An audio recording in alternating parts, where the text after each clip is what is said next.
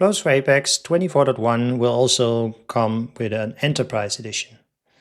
The Enterprise Edition is installed on top of the Community Edition and will supply you with a support plan, but also some additional functionalities.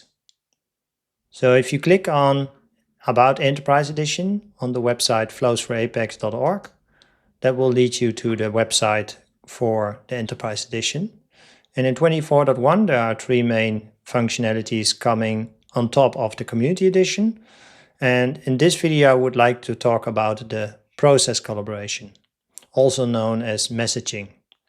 So messaging is a very important concept in BPMN because you have various kinds of parties covering a process, a business process, and that need to interact. Normally you would do that based on business keys and not based on some technical identifiers. Just the same situation as when you get a letter from a supplier, there would be something like an order number in there and not a technical identifier. So if you click on Learn More, you can learn more about messaging as such in the general documentation for this feature.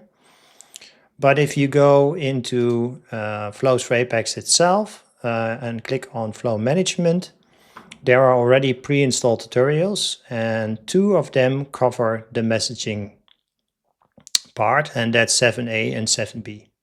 So if you click on 7a, you will get an overview of what's possible. So what kind of symbols we actually support in the BPMN 2.0 specification. And if you go to 7b, that will give you a real life example of a message flow. So in this case, it's the communication being done between a customer, supplier, or shipper. And in this case, it's all being done locally, but you could also have like a black box lane where you don't know what's actually happening there, and then you would communicate using REST interface. So let's do a deep dive here. Click on Modify Diagram and just click on one such a symbol, and you can have a look at the attributes that are set in this panel. So in this case, it's the simple message.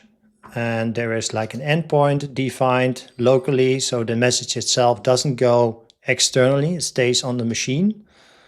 And there's a message being sent, it's called sales order. It has a key and a correlation value. So this is the purchase number, and the purchase number gets, in this case, for example purposes, a static value called PO123.